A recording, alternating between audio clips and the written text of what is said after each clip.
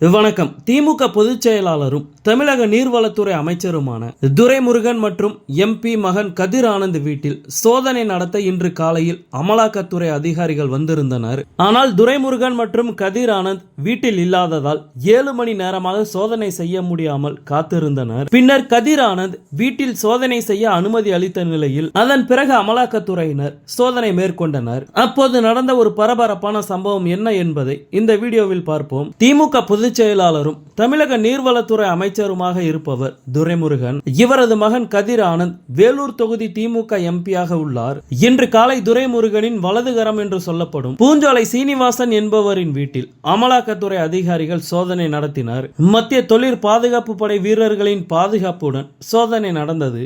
இந்த சோதனை செய்தி திமுகவினர் வட்டாரத்தில் பரபரப்பை ஏற்படுத்தியது. பின்பு சிறிது நேரத்தில் வேலூர் காட்பாடியில் உள்ள துரைமுருகன் வீட்டிற்கு காரில் வந்த அமலாக்கத்துறை அதிகாரிகள் அங்கும் சோதனை நடத்த சென்றனர். துரைமுருகன் சென்னையில் உள்ள நிலையில் அவரது மகன் கதிர் ஆனந்த் வெளிநாட்டில் இருப்பதாக சொல்லப்படுகிறது. இதனால் சோதனை நடத்த வந்த அதிகாரிகள் வீட்டிற்குள் செல்ல முடியாத நிலை இருந்தது. துரைமுருகன் வீட்டில் அமலாக்கத்துறை அதிகாரிகள் சோதனை நடத்துவதாக செய்திகள் வெளியான நிலையில் திமுகவினர் அங்கு குவிந்தனர். துரைமுருகன் மற்றும் கதிர் ஆனந்த் இருவருமே வீட்டில் இல்லாததால் அமலாக்கத்துறை அதிகாரிகள் சோதனையை தொடங்குவதற்கு தாமதமானது. வெளிநாட்டில் உள்ள கதிர் ஆனந்தை தொடர்பு கொண்டு அமலாக்கத்துறை அதிகாரிகள் பேசினர்.